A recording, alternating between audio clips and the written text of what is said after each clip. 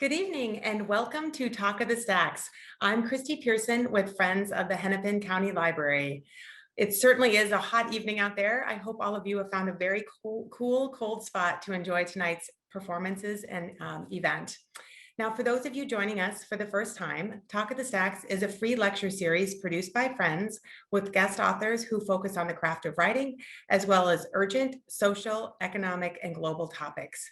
Tonight, we are honored to welcome the exhilarating Daniel James Brown, author of Boys in the Boat and the new bestseller, Facing the Mountain. But first, on behalf of the library and Friends, let's begin with a land acknowledgement. We acknowledge that in Hennepin County, we live and work on the ancestral, traditional, and contemporary lands of the Dakota people. This land and the Dakota people belong together.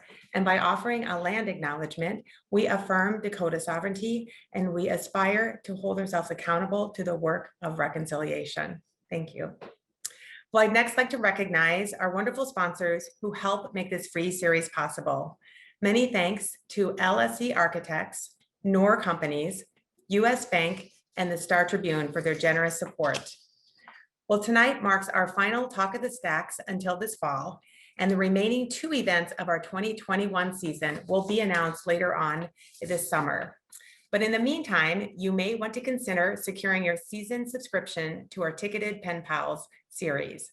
Our just announced 25th season begins in October with a return to in-person events at Hopkins Center for the Arts and includes visits from award-winning authors that include Anthony Doerr, Viet Thanh Nguyen, Britt Bennett, Richard Powers, and Emily St. John Mandel.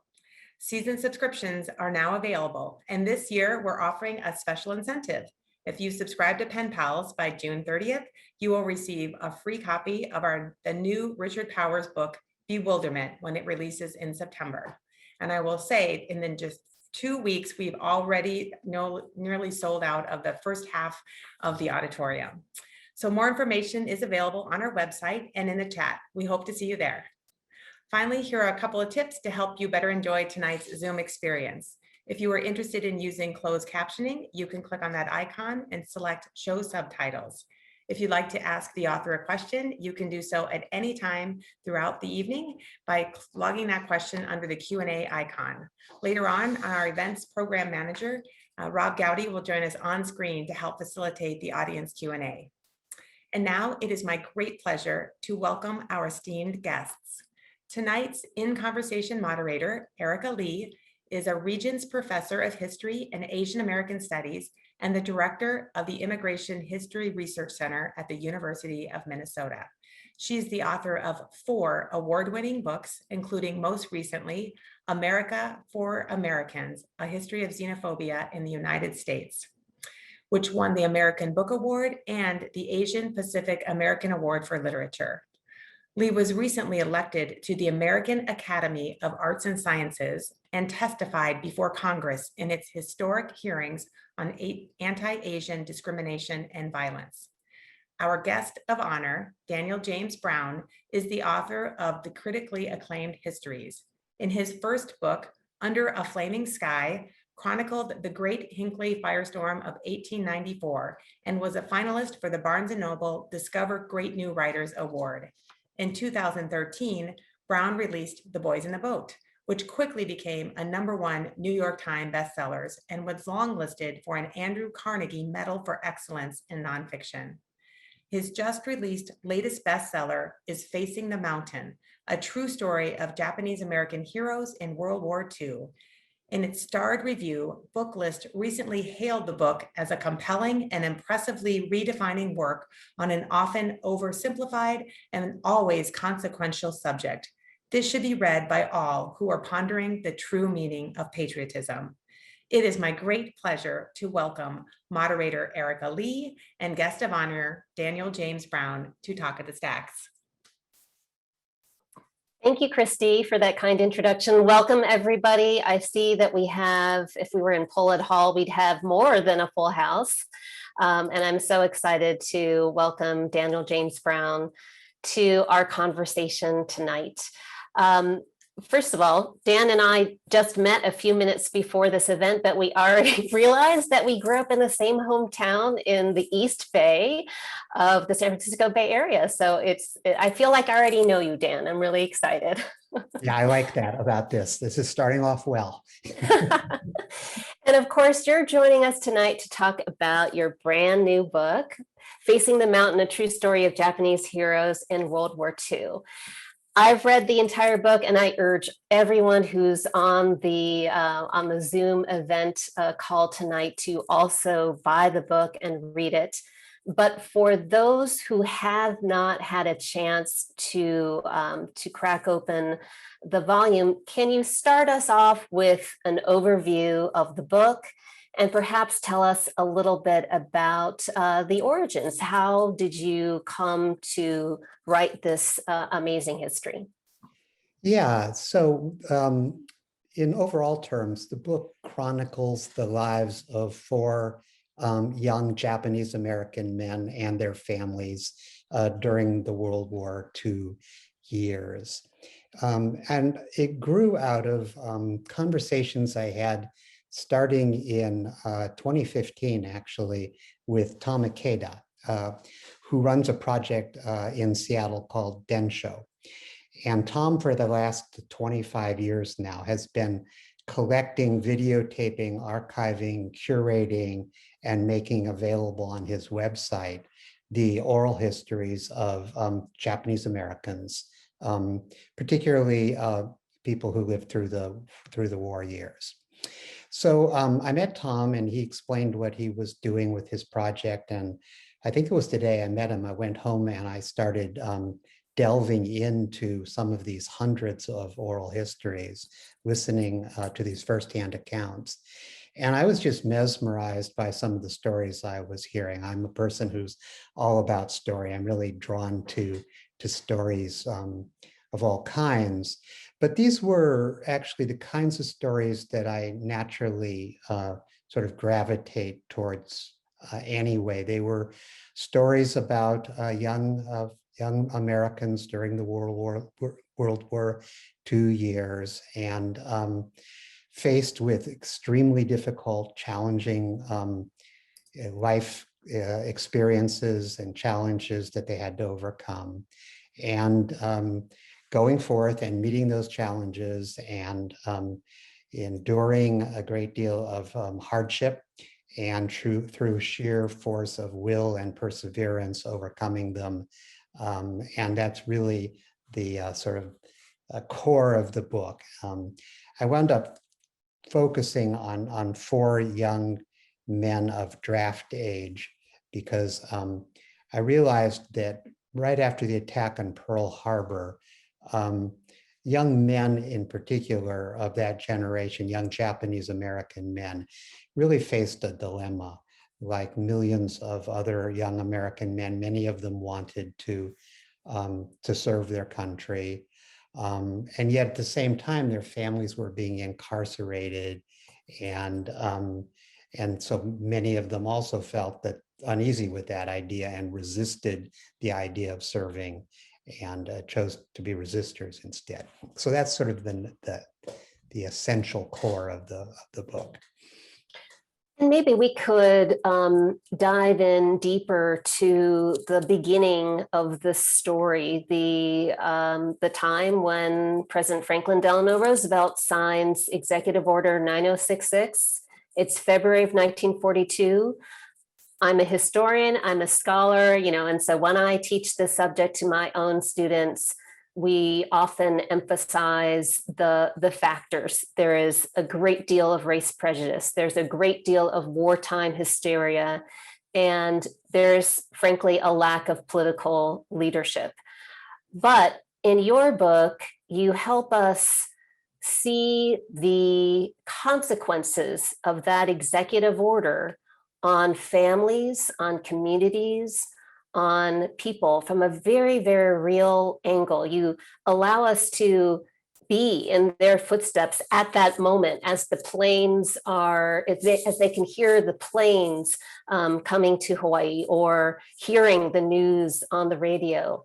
So maybe can you choose one of the human stories that helps readers understand what that executive order signed in the White House, all the way in DC, how that set in motion a chain of events that would uproot Japanese Americans, Japanese Hawaiians, and sort of lead us to the beginning points of your story.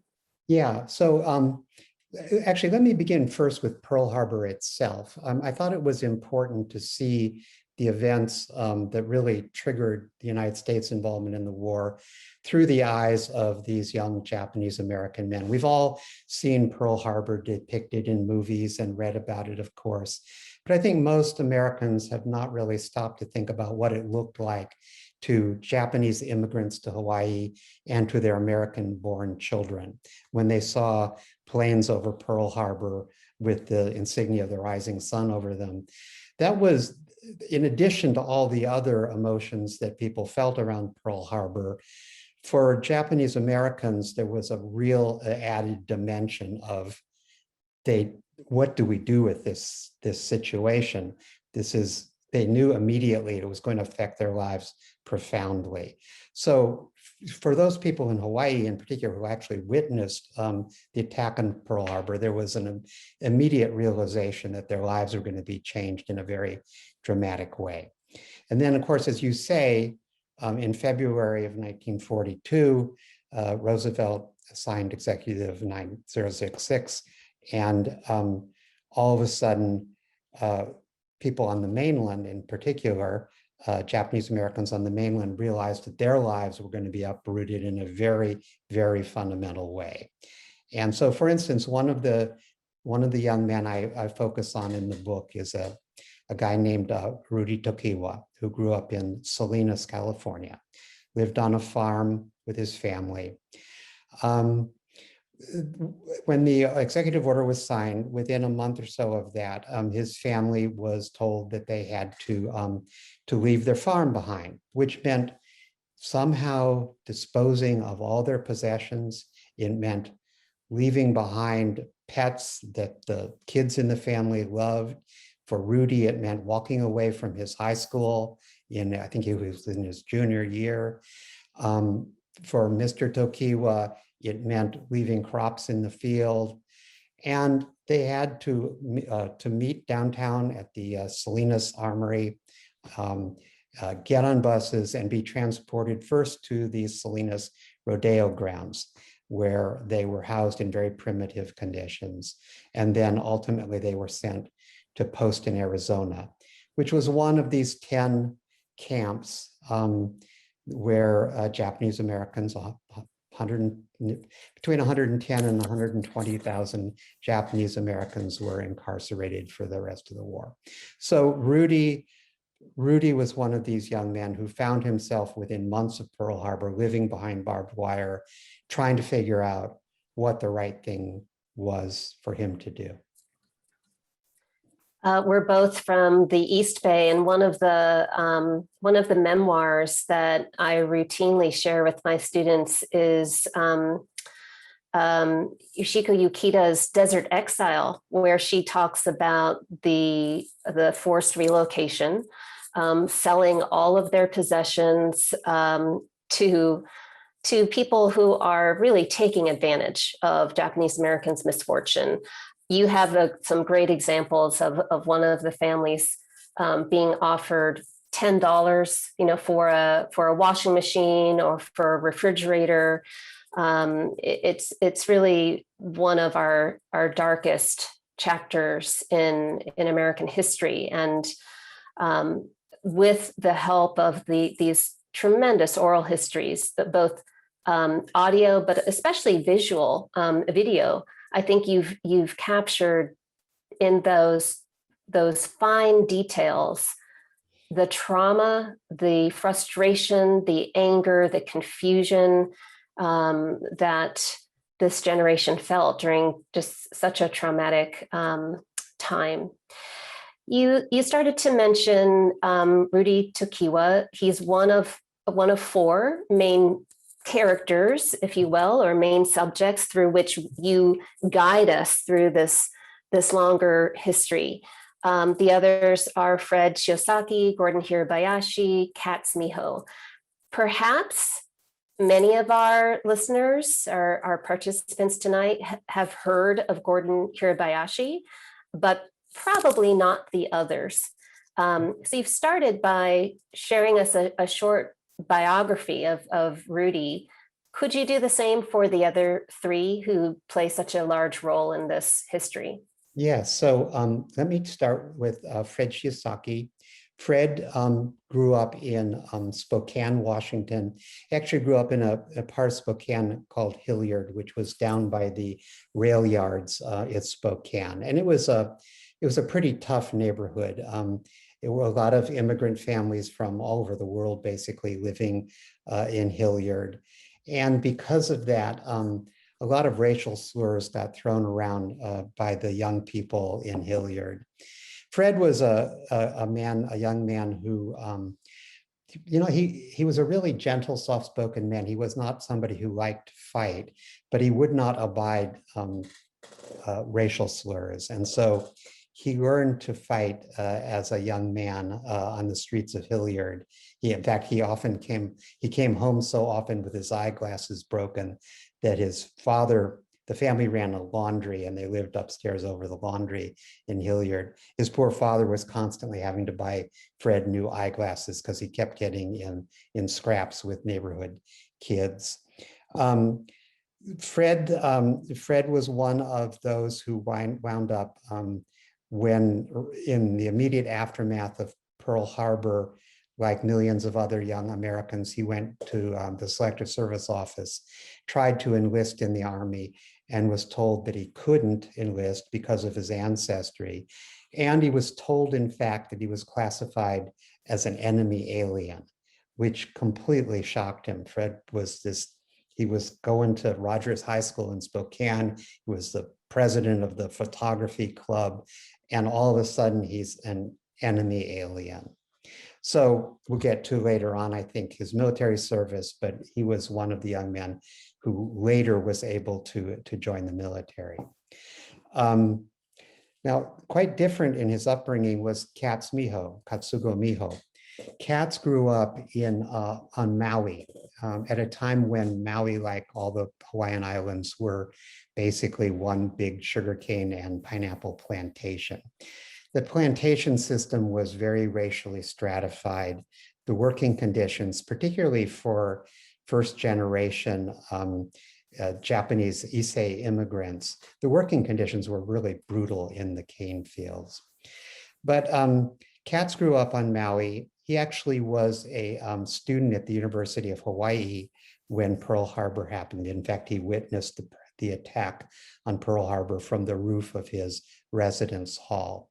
And because he was a member of the ROTC, the Reserve Officer Training Corps, he and all the other ROTC cadets, most of whom were Japanese American, went across the street onto the campus of the University of Hawaii and were quickly formed into something called the Hawaii Territorial Guard. And they were issued these old 1905 rifles that they didn't know how to shoot, and told that they were now to patrol the waterfront in Honolulu against what everybody expected would be a Japanese invasion at any time.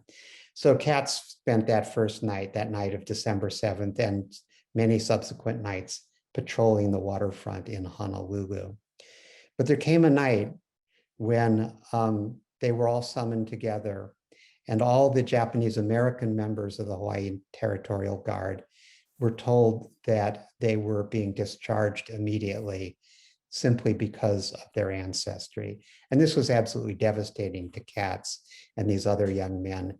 They had been able to serve the country, they were in uniform, and then suddenly they weren't. And then the fourth of these young men that we have, the one we haven't talked yet about, is Gordon Hirabayashi, who, as you mentioned, some people may be familiar with Gordon, although I think more people are maybe familiar with the Korematsu case than Hirabayashi. Gordon Hirabayashi was a student at the University of Washington when the war broke out. He was also a conscientious objector even before the war and a Quaker.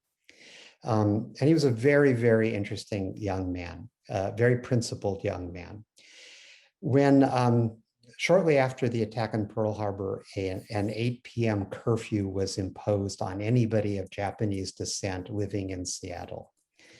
So Gordon almost immediately decided he was going to ignore the curfew. In fact, deliberately disobey the curfew. In fact, he began to keep a journal in which he noted the nights on which he was out after 8 p.m.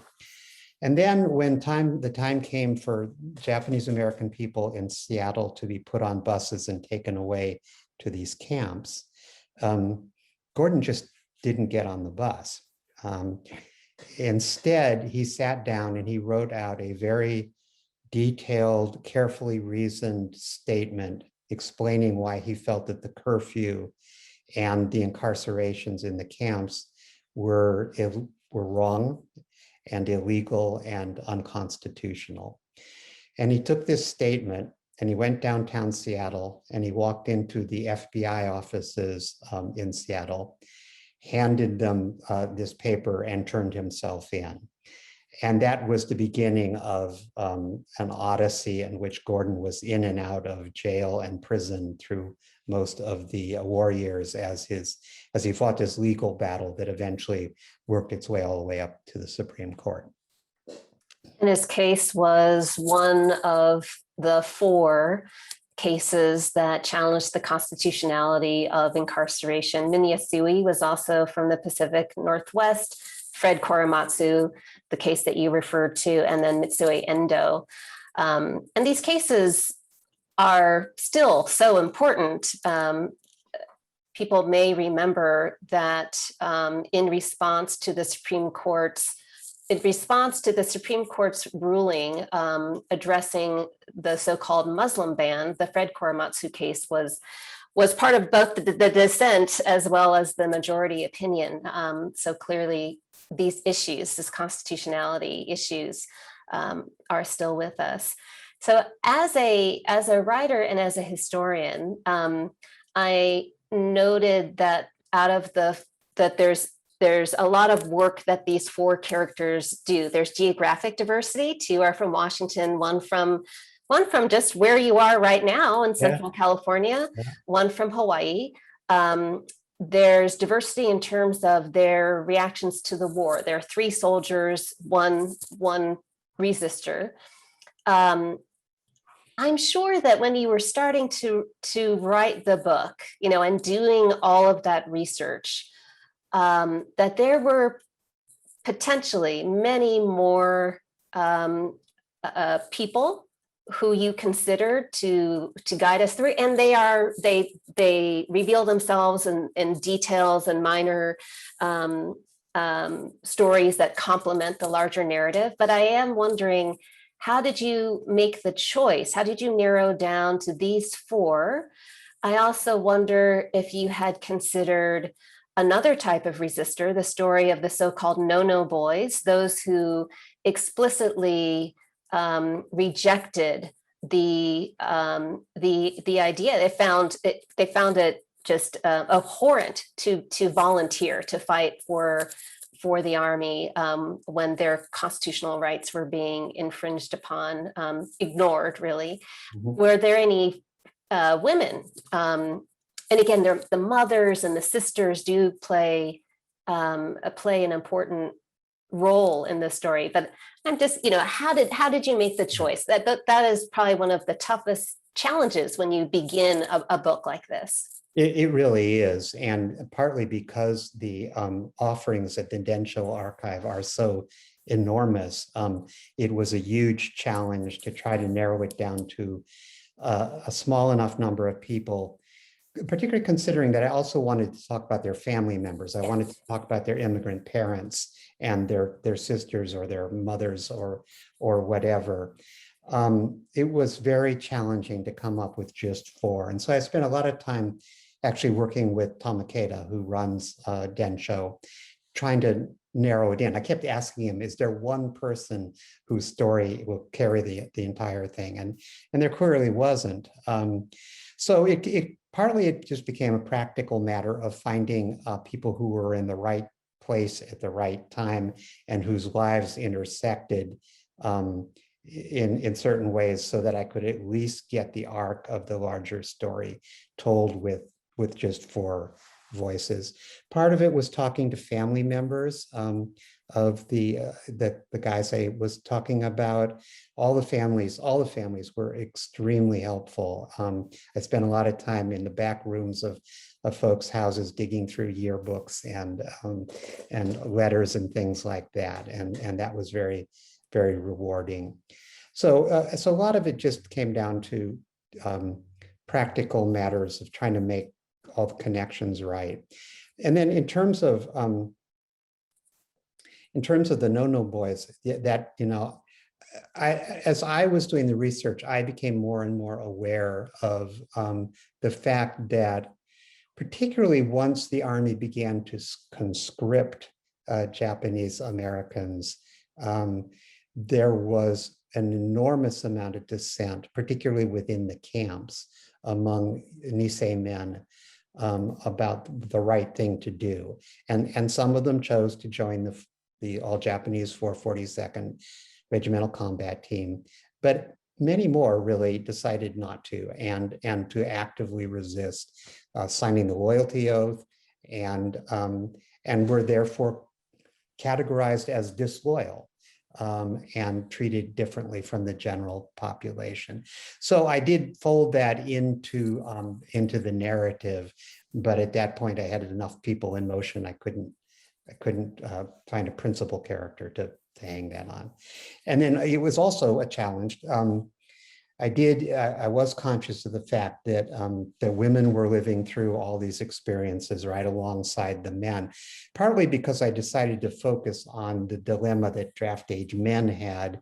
I mean, it's sort of by definition that made males the 4 lead characters were going to be males. But I did think it was really important to talk about, as I say, their families. Like mothers of soldiers everywhere who go off to war. Rudy Tokiwa's mother, for instance, Rudy didn't know this till he got back from the war, but she went into the shower rooms at the post in camp before dawn every morning and turned the cold water tap on and stood under the cold water, which was enormously painful, because she thought maybe if she took some of that pain, makes me kind of almost choke up when I talk about this, but if she felt that pain, maybe Rudy would come through the war alive. And things like that are just so touching when you realize, I'm trying to hold it together here, when you realize how these things affect not just the young men who are fighting, but the families.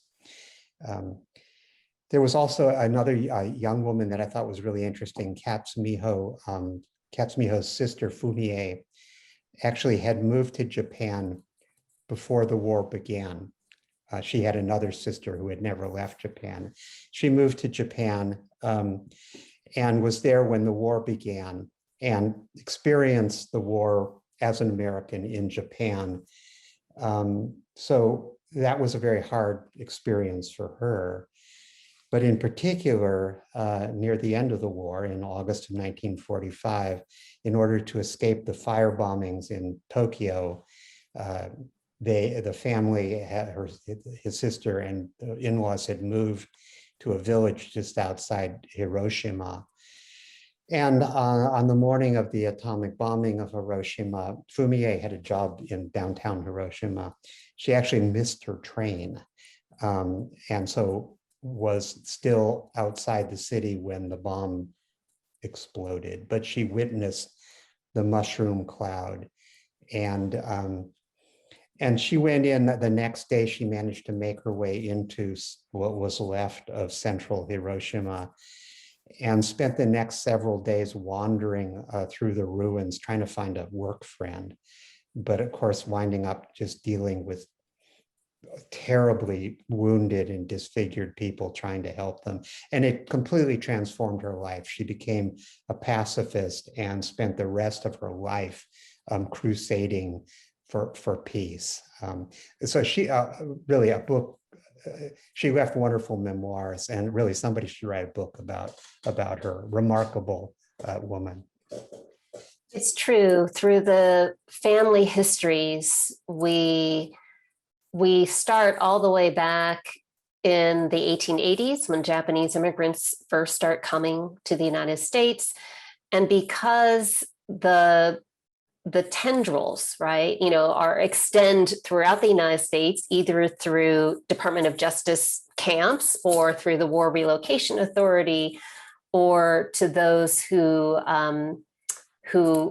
were in Japan during the war and then released from the camps, you do get a very broad and full history of certainly, not just the military experience, but the larger impact on all of them. So you've mentioned the 442nd Battalion, and of course there's the 100th as well. Let's remind readers what those two units were, how they were formed, what their purpose was, and then I want to lead us into the climax of the book. Okay, yeah, so the 100th Infantry Battalion was formed first, actually. When the war broke out, there were quite a few Japanese Americans already in the service, mostly in Hawaii, and the Army didn't quite know what to do with them. They couldn't, there actually were pre-existing anti-discrimination laws that prohibited them from simply discharging them from the Army. So for a long time, they sort of confined them to their barracks. But eventually the Roosevelt administration decided, well, okay, we do need soldiers. And so they were formed into the 100th Infantry Battalion. They were sent to the Midwest, trained there, and then sent to Camp Shelby for more training. And so they were the first all Japanese American unit to enter the war in North Africa and in Italy. But in early 1943, the administration reversed course in terms of civilian Japanese American men who wanted to enlist, and began to allow them to enlist in a special unit, the 442nd Regimental Combat Team, that was essentially all Japanese American. There were some officers, the officers were virtually all white, but the enlisted men were all Japanese American. So the 442nd was formed. An enormous number of young men volunteered from Hawaii. Men volunteered in smaller numbers from the mainland, including some from within the camp. So Rudy Tokiwa, for instance, was one of the young men who decided to volunteer out of the camps. They were sent to basic training at a place called Camp Shelby in Mississippi, where actually all kinds of hell broke loose. The guys from Hawaii and the guys from the mainland did not understand each other at all. Partly, literally, they didn't understand each other. The Hawaii guys all spoke Pidgin English, and the mainland guys, these were kids that had grown up in Spokane or maybe were students at UCLA or something. They did not understand Pidgin. The guys from Hawaii felt disrespected by that. And so within weeks of them all coming together at Camp Shelby, there were fistfights breaking out all over the camp. So it took quite a while for them to work that through and come together as a cohesive force. Part of what happened was, I believe it was one of the chaplains got the idea. He realized that the Hawaii guys, they didn't really know what these camps were all about. I think they knew the camps existed, but it wasn't really because there was no mass incarceration of Japanese Americans in Hawaii. They didn't really understand what was happening from the point of view of the mainlanders whose families were in these camps. And Japanese Americans in Hawaii had grown up in majority Asian communities, so they had not grown up with the same kinds of white supremacy and racism that the mainlanders had. Exactly. And so there were all these, different worldviews in collision. But actually, so one of the chaplains got the idea as well, the guys from Hawaii need to see these camps. So they began putting them on buses. There happened to be 2 camps in Arkansas near the base in Mississippi. They took them to these camps. And for the Hawaii guys, for a lot of them, it was really an eye-opening experience. They were in full uniform. They were in the army, but they were frisked before they were allowed to go into or come out of these camps. And for the first time, they saw old women and children, Japanese American, living behind barbed wire. So when they came back from those trips, they had a much more willing attitude about understanding where the mainland guys were coming from. And so that began this sort of process of healing. And eventually, they became, as is often noted, one of the most cohesive, effective fighting forces in the U.S. Army. And of course, there's a little piece of Minnesota that is part of this larger history. I see in the chat that Will Craig is calling our attention to the Military Intelligence Service, which was housed at Fort Snelling. And I'm just putting a link in the chat to the Densho Encyclopedia entry page on the MIS. There's a great exhibit that the Twin Cities JACL, Japanese American Citizens League, did create a few years ago. Okay, so then the climax of the book is really, in my mind, the title of the book is Facing the Mountain. It's the long and really challenging and difficult military service of these fighting soldiers in Europe, but especially leading up to the rescue of what was called the Lost Battalion of Texas by Japanese American soldiers in the fall of 1944. So again, I'm going to ask you to be our guide. Walk us through that history. What was at stake for these soldiers and what were they up against? And I love how you visited these places. And so when I read these descriptions, such as the journey of people and equipment alongside the cliffs in Italy, and looking down and seeing that the tires are just inches from nothing. Yeah. I think that those details, those experiences of your own experiences help us bring this history alive through not only through your eyes, but through the eyes of the soldiers. So tell us what they were up against. So I'll come very quickly to that battle for the Lost Battalion. They entered combat first in Italy, just about the time Rome was being liberated. And they fought their way up the west side of the Italian boot through Tuscany, through absolutely beautiful country. But they fought a series of very difficult battles. They were always fighting their way uphill. The Germans always had the high ground. They were always in possession of these hilltop towns in Tuscany. And so time and again, they had to fight their way up the side of some mountain or hill to take the next one. So they did that, and then they were transferred, or they fought their way up to the Arno River at Pisa. And then they were transferred to northern France, to the French-German border in an area called the Vosges Forest. And the Vosges is a very dark, impenetrable, mountainous region right on the French-German border. This is a time when the Allies are pushing towards the German frontier. They were tasked with first with liberating a town called Bruyere, which was a town where a railroad and a highway intersected.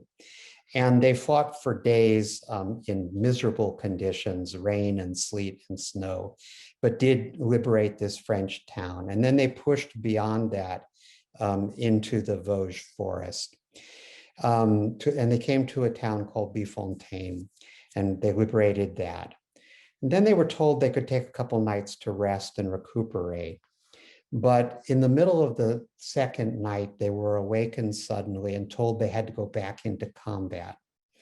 And what had happened was General Dahlquist, had ordered a number of this Texas unit too deep into the Vosges forest, and they had become cut off, surrounded by the Germans on the edge of a long ridge line on the top of a mountain. And there were about 200 of these Texas soldiers. Many of them were wounded.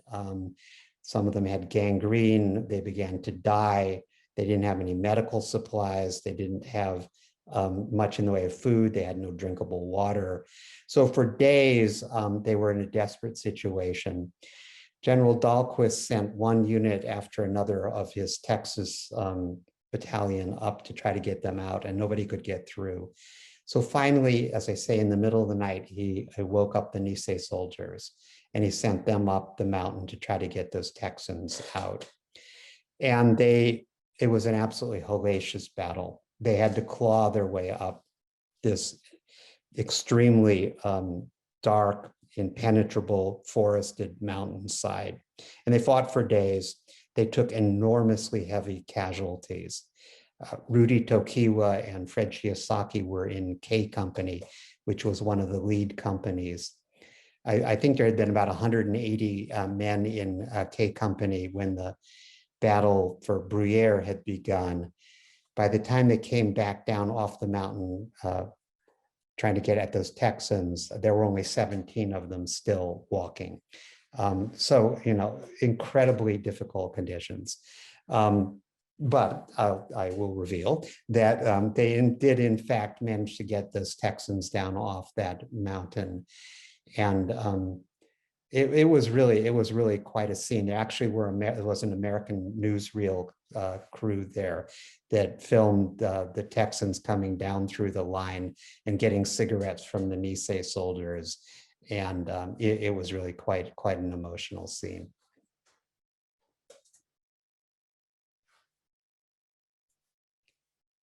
Erika, I can't hear you. You're right. Okay. I'm back. Okay. I have also listened to Fred Shiosaki's oral interviews and about that battle in particular. And what I remember, which you also bring out in your book, was that there were dozens of trucks that brought soldiers to their beginning point, but that the losses were so great that there was only one truck that carried the survivors. Yeah. I also, one of the most poignant parts of your book is the review of troops at the end of that battle by Dahlquist, which again in the chat we're reminded was a Minnesotan. Yes. Can you just relay that scene for readers? Yeah, there was one of the things that actually decided me on writing the book in the first place is there is a clip of Rudy Tokiwa talking about that moment.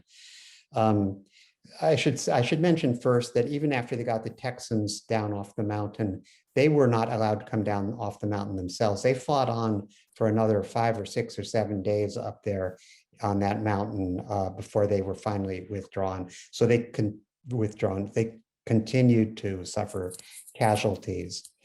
When they did finally come back down, General Dahlquist ordered a retreat parade, what they call a retreat parade. He wanted to marshal the troops and thank them for what they had done. But when he got there and he looked out over the assembled soldiers, he had expected to see thousands of soldiers. And all that were left were the survivors. And so I don't remember the numbers exactly, but it was a mere fraction of what he expected to see. And he grew angry. He wanted to know why more people, why everybody didn't turn out for this retreat parade. And finally, the lieutenant colonel in charge, with tears in his eyes, had to say to him, "General, these are all my men. These are all that I have left." And it's just devastating moment. As I say, when Rudy Tokiwa talked about it, he was tearing up. I was tearing up. My wife was watching it with me. She was tearing up. It was, this moment of realization. This general finally understood that he had decimated this fighting unit. Actually, far more people were wounded getting those 200 Texans out of there than the 200 that they got out. So yeah. I have time for just one more question. And so I'm going to make it a big one, but you're going to have to answer quickly. So okay. As you know, this has been a really challenging year for Asian Americans. There has been a historic rise in anti-Asian hate incidents and violence. And one of the responses has been to understand, that this is not anything new, that what we've been seeing during the pandemic is not new, but that it is a continuation of a long history of anti-Asian racism. And as part of that conversation, there has been a lot of interest and commitment to the teaching of Asian American history. The state of Illinois just passed a law that requires the teaching of Asian American history to all public high school students. So I'd like to ask, after writing this phenomenal book, that is not just an Asian American history, it's an American history. But what do you hope will be an enduring lesson that readers will get out of Facing the Mountain at a time when we are, as a country, reckoning with all kinds of racism? Yeah, I mean, that's a big question. I know. And let me first just say that, my experience writing this book has been eye-opening for me, and I'm a person who I think knew quite a bit about what you're talking about, but the experience of delving into the research and deeply researching, for instance, the anti-Chinese violence in the 1850s, the Yellow Peril era around the turn of the century, the kinds of rhetoric and racist imagery that was brought into the media and into Hollywood during that period, for instance. Seeing how it was already pre-existing in our culture long before Pearl Harbor happened.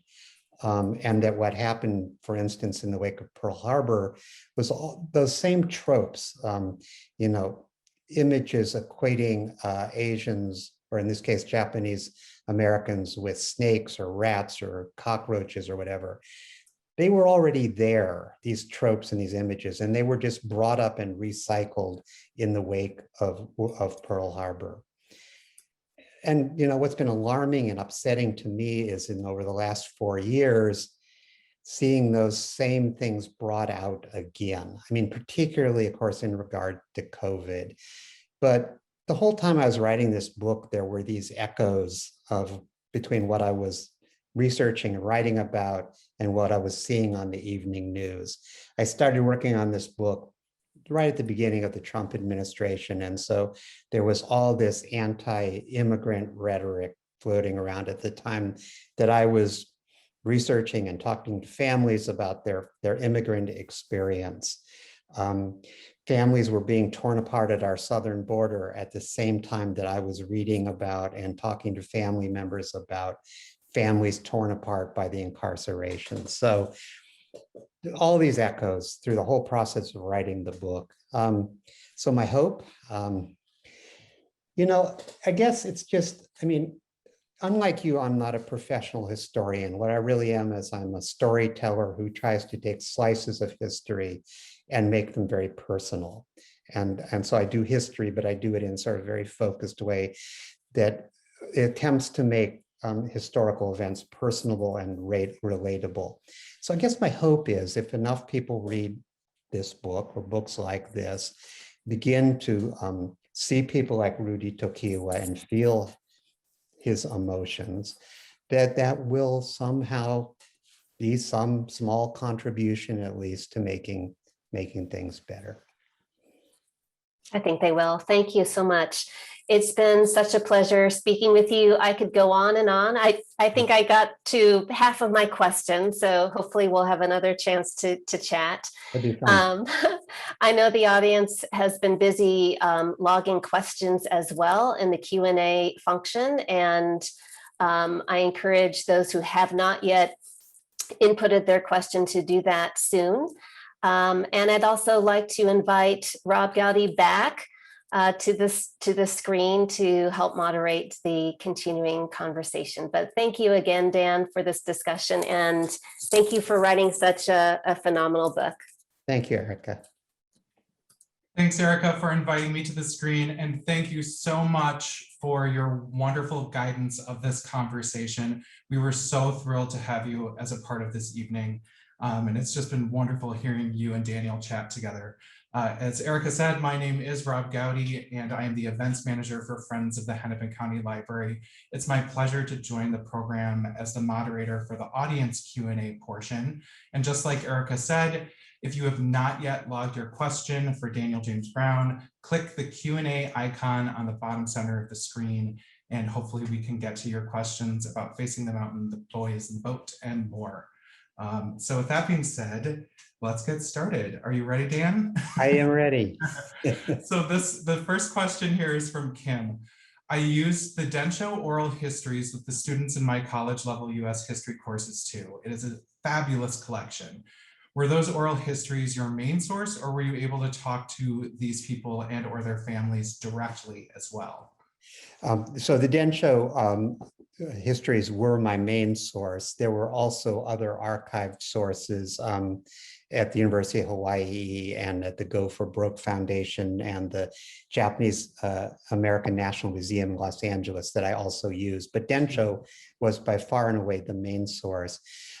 In terms of personal interactions, I tried to talk to family members whenever I could find them. And I may have mentioned earlier, the families were very, very helpful. And that was a very rewarding part of the process for me. Of the four guys that I profile in the book, only Fred Shiesaki was still alive. Unfortunately, Fred just passed away about 3 weeks ago now. But I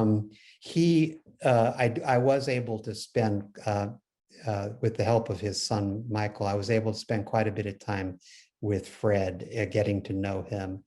And there, as great as looking at the oral histories are and listening to the recorded firsthand accounts, there's nothing like sitting down across a table and talking to one of these guys who's actually lived it to really help me understand it. So that was, talking to Fred was enormously helpful.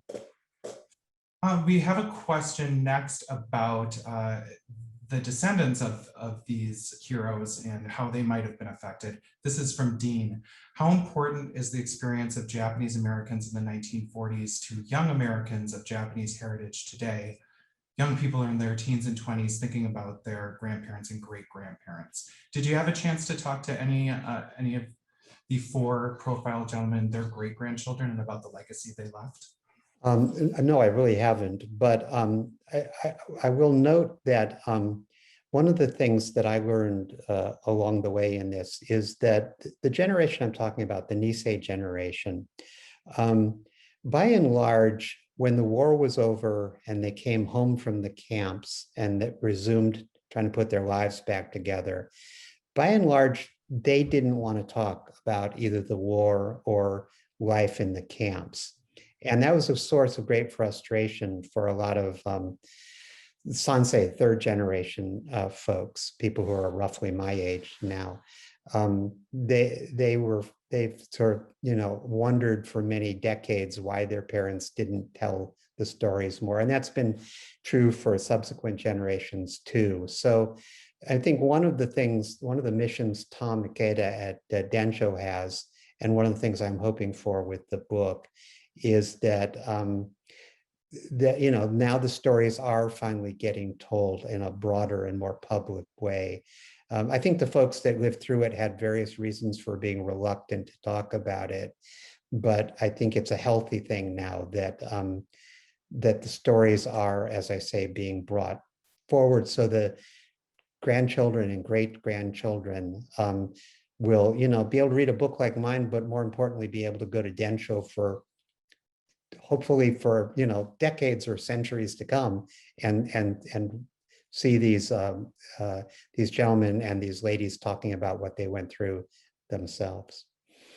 So yes, their stories really do become the legacy, and we'll make sure to drop that link to Densho in the chat in just a moment. I want to insert one of my own questions at the moment. This, of course, is not the first World War II book that you have written. Your previous book was very widely read, The Wonderful, the Boys in the Boat. So I wanted to ask, how is your approach to writing this book similar to your approach of writing The Boys in the Boat, and how is it different? Yeah, I think it has been quite similar. I mean, in both cases, I had a number of young men in both cases whose lives I needed to really understand. And then I needed to weave those life stories together into some kind of coherent narrative. Boys in the Boat was a little bit easier in that Joe Rance was very clearly able to be the principal character in that book, because his daughter Judy Joe was still alive when I began.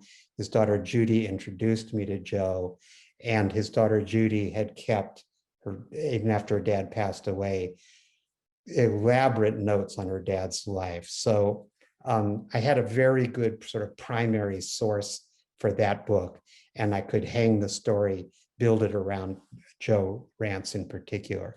In this one, it was more of a struggle, as I mentioned in the talk. There were so many stories, and there wasn't any one person I could hang the whole story on. So the best I could do was to narrow it down to these four young men and their families and hanging on those. So it was a little more complex, a little more challenging to do that, particularly given that I didn't have somebody like Judy, Joe's daughter, with all the stuff already sort of assembled for me. So it was a harder book to write in that sense. And we have several questions about whether there's going to be a movie of this book, or I might also ask, is there going to be a movie or TV adaptation of The Boys in the Boat? Yeah, so there's some good news on both fronts, I think. After almost a decade of false starts in regards to The Boys in the Boat. The current situation is looking very good. MGM, the big movie studio in LA, has the rights to that. They are beginning to cast for that film. George Clooney is signed on to direct that film. And yeah, you never know until the cameras actually start rolling, but it's looking really positive for that. So I think they are scheduled to start filming in next April. So, and I don't know when the film will come out after that. And then in terms of this new book, Facing the Mountain, that's not as far along, but I've been talking to a director, a guy named Destin Daniel Creighton, who is Japanese American and who grew up on Maui. And he's very excited to turn this into a series, like an HBO style series.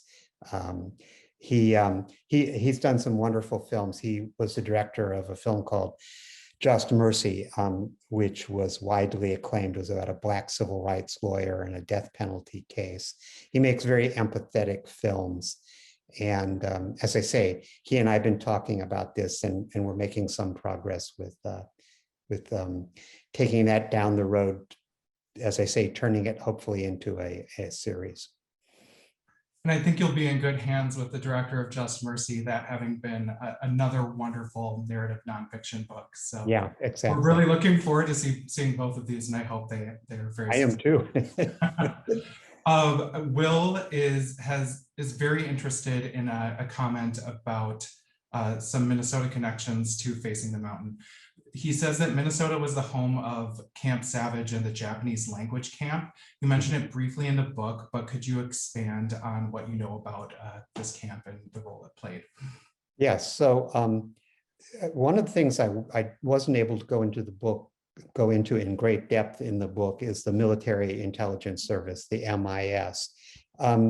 As these Nisei troops were recruited into the 442nd, they were given various kinds of aptitude tests and questionnaires and all that. And one of the things that happened was if they had very good Japanese language skills, many of them were diverted to Camp Savage to undergo training for the Military Intelligence Service, specifically to, if need be, spruce up their Japanese.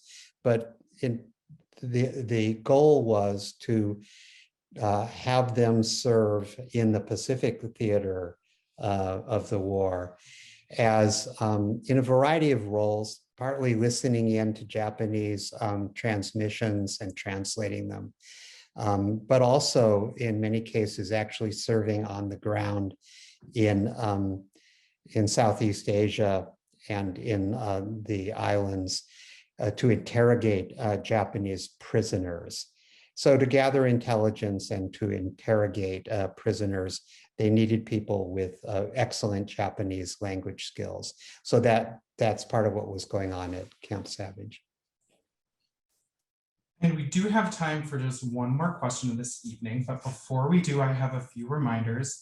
If you have not yet read the brand new brilliant book, Facing the Mountain, I highly encourage you to pick it up. And we'd ask you to please consider making your purchase through our independent bookseller partner, Majors and Quinn. We're dropping a link in the chat for that. You're not going to want to miss this book, and we thank you for making your purchase locally, since it does help our local literary community to thrive. I'm also going to drop some links in the chat to Erika Lee's latest book, America for Americans, now in paperback, and to Densho, Daniel James Brown's research partner for this book, who provides in-depth resources about the World War II incarceration of Japanese Americans. So those are going in the chat right now. But now on to our final question. Since we are based in Minneapolis, our audience is obviously fascinated by the subject of your very first book, Under a Flaming Sky.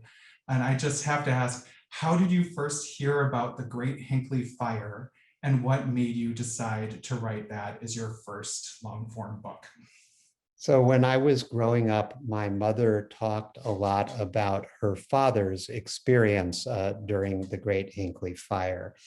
My mother's father's family were Norwegian immigrants to Minnesota, and her grandfather, my great-grandfather, was working in the lumber mill at Hinckley when the fire happened, and he actually died in the fire.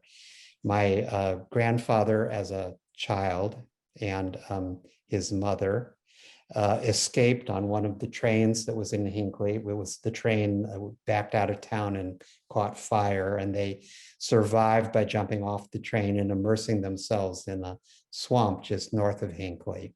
So I grew up sort of hearing about this, but always sort of wondering, how do people die in a forest fire? Why don't they just like move out of the way of the forest fire? So I got really curious about it. And when I moved my mom from California up to Washington State, I found she had a box.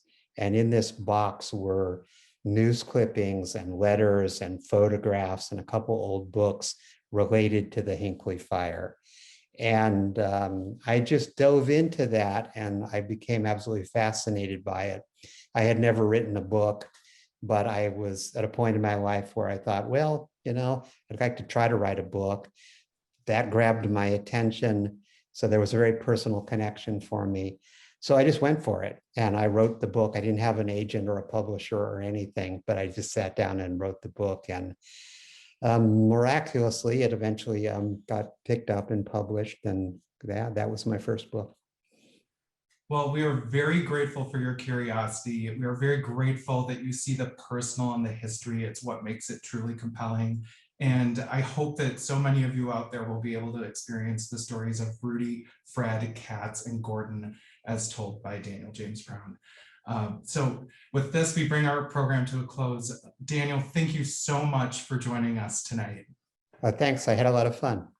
And I also want to thank Erika again for leading us in that brilliant discussion.